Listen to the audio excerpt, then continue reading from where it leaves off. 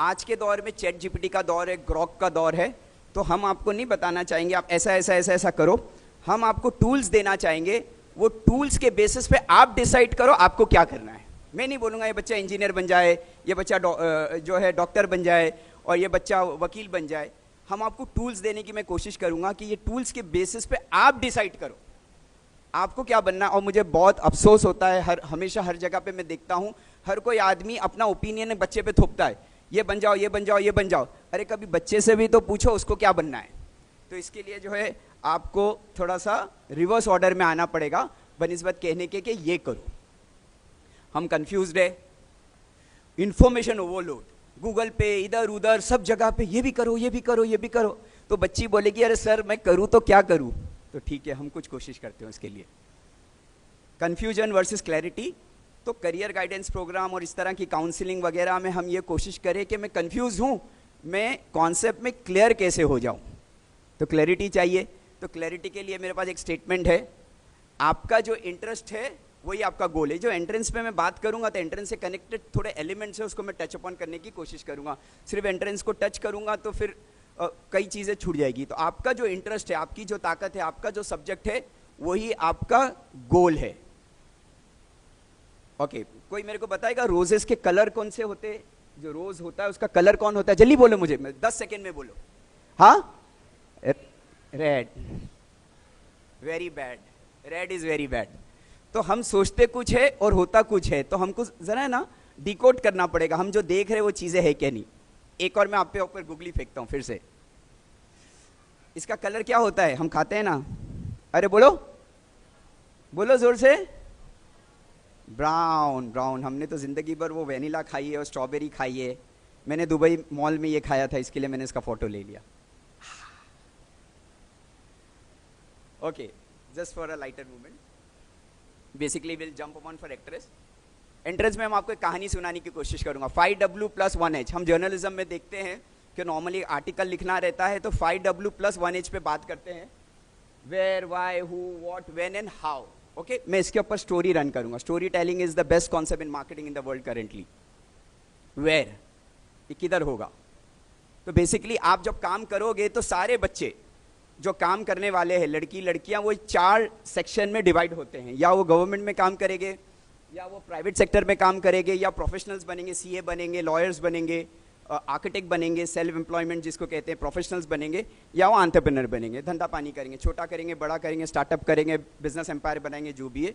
तो आप देखो मैं इसमें से किस में जाने की कोशिश है मेरी, आपको सेलेक्ट करना है। तो वेयर, तो आप यहाँ पे लैंड अप होना है, आपको डेस्टिनेशन आपका।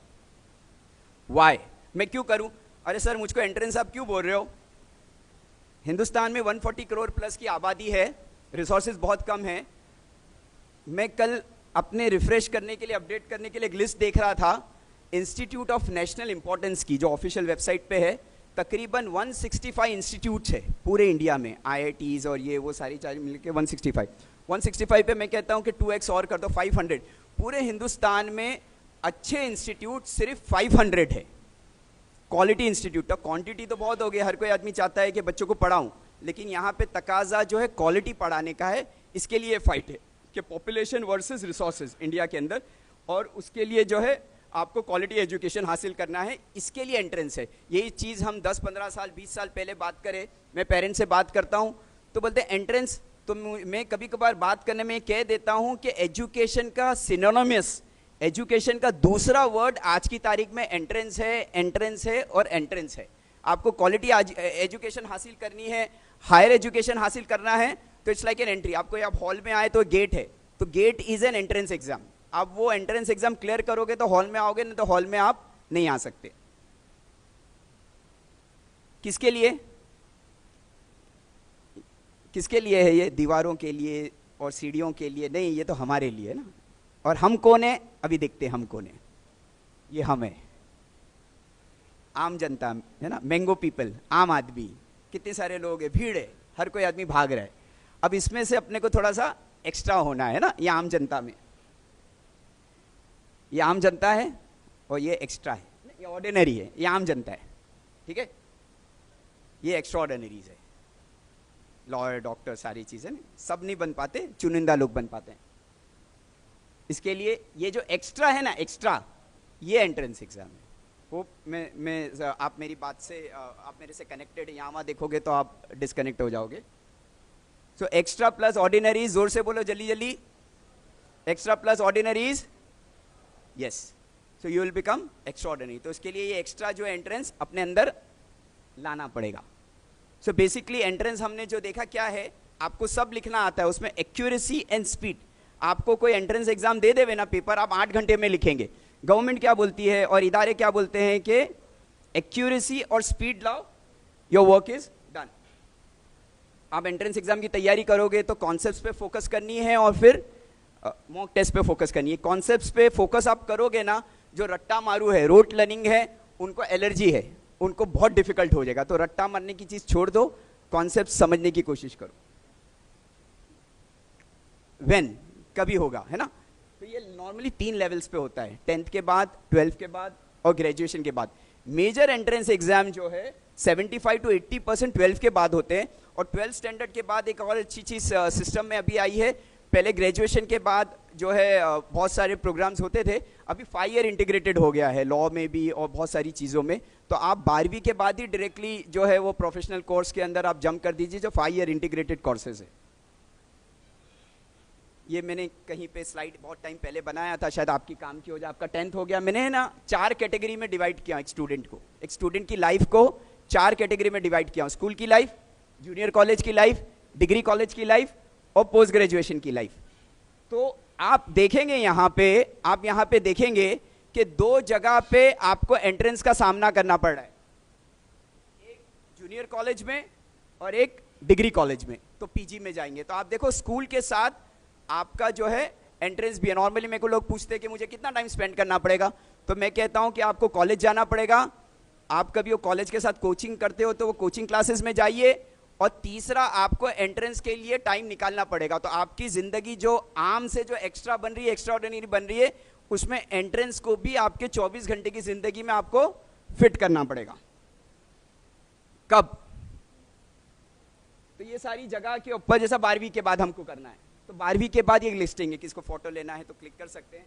तो बेसिकली कौन से एंट्रेंस से कौन सी फील्ड जाती है, निट है, जेई है, क्लैट है, नाटा है, होटल मैनेजमेंट है, एनडीए है, आर्म सर्विसेज के लिए इंडियन नेवी, एयरफोर्स, एनडीए के जरिए आप जो है इंडियन फोर्सेस में काम कर सकते हैं।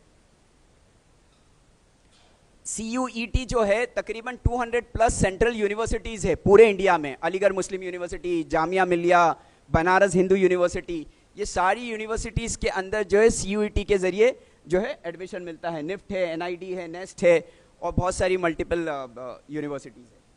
ग्रेजुएशन के बाद के हम एंट्रेंस देखते हैं। CAT कैट है, मेरा फेवरेट है, निट PG है, क्लैट है, UPSC है, MPSC है। बहुत से लोग बोलते हैं IAS बनो, IPS बनो, जरूर बनो। पूरे इंडिया के अंदर जो है सिर्फ 200 सीट है IAS IPS की, टोटल देखा जाए तो 800 और 850 सीट है। हम जो है रिक्वेस्ट करते हैं कि UPSC के साथ साथ आप MPSC की भी तैयारी करो, जिसमें नंबर्स बहुत ज़्यादा है, जिसमें सबसे इंपॉर्टेंट चीज़ है मराठी लैंग्वेज। उससे हमको जो है दोस्ती करनी है, उसको सीखना है। तो आप MPSC का भी एग्ज़ाम दे सकते हो। आप माड़ा है, BMC है, पुलिस है, इसके अंदर जो है आप अप्लाई कर सकते हो। दूसरे भी एग्ज़ाम है, SSC है, इंडियन बैंकिंग है, इंडियन रेलवेज है और रेलवे बोर्ड्स है। ये दूसरे एग्जाम्स भी गवर्नमेंट के हम दे सकते हैं।